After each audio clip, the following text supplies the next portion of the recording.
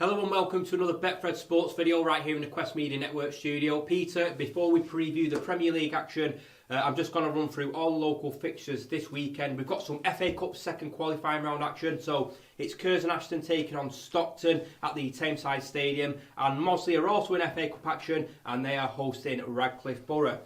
In the NPL Premier Division, we've got Gainsborough Trinity taking on Stalybridge Celtic, and then in the NPL West, Glossop make the short journey to Ramsbottom United. All our other local sides are in action due to elimination from the FA Cup. So Peter, let's take a look at the Betfred Super League. It's coming towards a close now. The grand final is very close. There was a fixture last night, but there's also a fixture tonight. It's Leeds taking on Hull. What's the Super League looking like at the moment? Well, you're dead right. We're at the business end of the season now. We're down to the last six. All that's really got to be determined is which team comes fifth and which comes sixth, and that'll be determined tonight when Leeds take on Hull KR. Leeds are odds on to win that.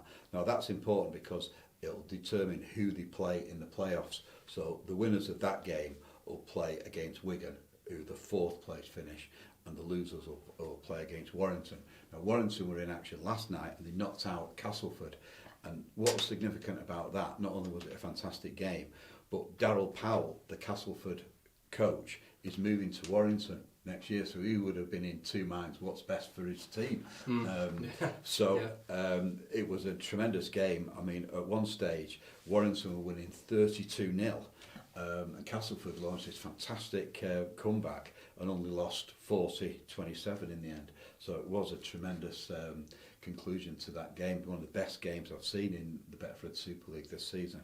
So the latest odds are Saints to win the grand final at Old Trafford are 10-11, so they're odds on. Catalans 3-1. They've won the Shield, the Leaders' Shield. Warrington 7-2, Wigan 10-1, Leeds 20-1, and the outsiders are Hull KR at 25-1. Brilliant stuff. Now, if Catalans Dragons reach the grand final, it's at Old Trafford. How many do you think will come over to that game there, support-wise? I mean, it's not going to be great, is it? And it would be a bit of a. It wouldn't be too good, would it, for the sport? Well, it'd be better from a spectacle point of view if the Catalans didn't get there, because it would increase the number of people there, and they'd be looking for over 50,000. And there may be restrictions still in place as well. But you can't rule out the fact that Catalans are a tremendous team, and they've won the league, and they've beaten St Helens. So they deserve to be in the final. But whether it'll happen in the playoffs is to be decided in the next couple of weeks. But you're right, it wouldn't fill the stadium as much. Although rugby league does have a tendency, it's like a community, it's not as tribal as football. And so you will be more space then for the fans of, say, Hull or the teams that don't make it, Leigh, Salford. All those supporters will be able to get tickets easier. Yeah, absolutely. Do you think school children should be encouraged to go to that game if Catalans do reach the grand final? Because you want to get youngsters grips on the sport, especially rugby league. It's not played in many schools, is it? It's usually union dominated. Do you think it would be good to get these youngsters grips and go into Old Trafford? Well, it is played a lot in the areas where there's a decent Super League club, such as Wigan and St Helens. All the schools there play rugby league.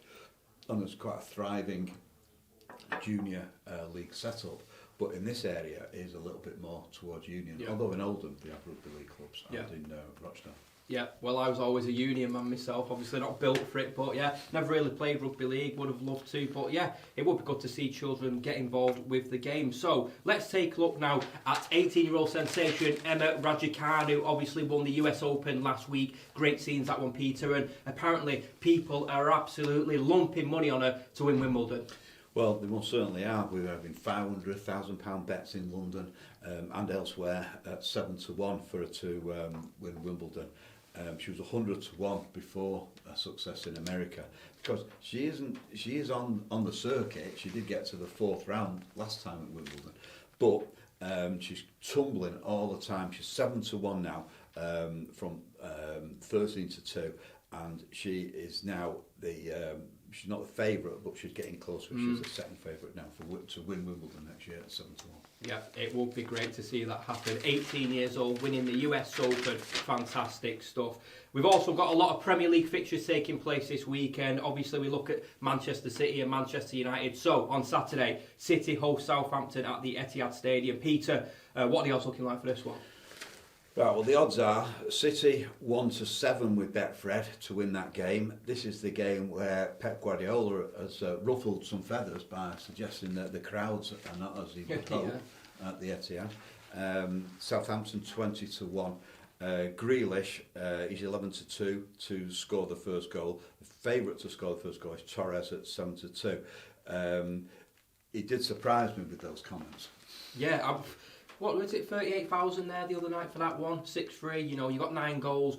Fantastic spectacle, really. But should they be pulling in more? Was it justified in what he was saying? Well, there's quite a few arguments for and against his comments there. First of all, he's got it on the agenda, so that's one positive thing. But the prices at City are through the roof. The ticket, the problems with getting people in the ground, the ticket situation hasn't been resolved with the turnstiles, or the turnstile anymore, but it's like that. And also the food price, and they have really tough restrictions about bringing food into the ground. I mean, I've been banned in the past from trying to take a flask in. I've had to give up a flask. Yeah. And I only took that because I was fed up with people getting up before the half-time whistle and disturbing everybody. So there's problems with that. Then it's a school night, of course, and there's the successive matches. And you can't get children to games when it's a school night and it's an 8 o'clock kickoff. Yeah. And then if you bring it forward, then you start affecting the working man getting there. Yeah. And leaving that ground is horrendous in your car. Yeah. So you'd have to use public transport as well. So I just think I saw that the Supporters Association and this guy called Parker, who speaks a lot of sense, he's saying that Pep Guardiola earns 300,000 a week. I mean, if he wants more people there, why don't he buy some tickets for the kids and get more in? But that wasn't that bad a crowd, to be honest, for what is a kind of, it's not a dead rubber because they've got to win these games, but City were always going to win it, weren't they? Yeah. Against Leipzig. So those matches at the start of the Champions League are not that attractive when you compare it with, say, the Premier League or indeed the latter stages of the Champions League. I mean, you say they were expected to win it, clearly, but conceded 3 goals. Do you think that's a bit of a worry? Should they be conceding 3 against a side like Leipzig? Well, I suppose if they concede 3 and score 6, it's not so bad, is it? Yeah. But it was an excellent game. It was going one end of the pitch to the other consistently, and they gave City a jolt.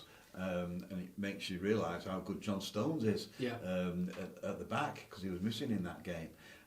So it's a bit of a warning shot that to City, that the defence isn't as good as they perhaps think it should be. Yeah, absolutely. Well, it was a great night for Manchester City. 24 hours earlier wasn't such a great night for Manchester United, taking the lead through Cristiano Ronaldo at Young Boys, but then throwing it away, losing 2-1. You've got to be winning these ones, haven't you? Well, I noticed in some of the morning papers today there's question marks about Solskjaer's future. Just the first little mention of if he doesn't do it in Europe, then he will potentially be dismissed at the end of the season. Yeah. Because he has got all the soldiers in place now to do the business for Manchester United. So the pressure is just starting on Solskjaer now. But that was a very, very poor performance, the sending off as well. Yeah. Ronaldo set him on the way. Can't get much better than that. No. And then, Ronaldo to score first at West Ham on Sunday with Betfred, he's 5-2 to score first. And then for him to score 2 or more like he did on his Premier League debut, he's 4-1 with Betfred. United go into that odds on to win and put that disappointment in the Champions League behind them. So the 4-5 to win that. West Ham 7-2. Jesse Lingard returning to where he was on loan last season. Obviously did wonders, didn't he, for West Ham under David Moyes, but he goes and it was his mistake that led to Young Boys winning the other night. Has to be said, doesn't it? Well, it was a mistake. Yeah. But people do make mistakes when they play football. Do you think he's got a future at Manchester United? I think there's going to be, well, frankly, I think it'd be better if he did move because he would get more games and that would enhance his excellent England career. But he's been at United since he was 7. He's a Warrington lad and he's massively involved at United all those years. So it would be a complete range for him to go. And who would want to leave Manchester United. But I suppose a lot will depend on the situation with Pogba and others, and Fred, for instance, in the United midfield. But McTominay's be looking to get back in the team as well. So I think if I was advising him, I'd say, time to move on, Jesse. You know, just move to another club like West Ham or some other Premier League team. Yeah. But he might prefer to play, say, half a season at United, not get as many injuries, and then do so well for England because he's clearly in Gareth Southgate's plans. Yeah, fresh start for Jesse Lingard could work wonders for him. But I mean, you're looking at West Ham entering this fixture on Sunday. They beat Dinamo Zagreb 2-0 on Thursday night in the Europa League. Mikel Antonio and Declan Rice. Declan Rice, you know, what a star in the making. Yeah, he's going to be the subject of mass interest in the winter transfer window. City, United, maybe even Chelsea will be in for him. And that's not even mentioning teams from abroad who don't seem to be getting as much of a look in nowadays because they haven't got as much money as the top teams in the Premier League. Well, Manchester United will have to look out for Declan Rice and Mikel Antonio on Sunday. So just to recap, on Saturday it's Manchester City hosting Southampton at the Etihad Stadium. 24 hours later we've got West Ham entertaining Manchester United. Well, it's been great speaking to you, Peter, and if you do fancy a punt on any of the fixtures this weekend, Betfred stores are now open, but you can also bet online and via their app.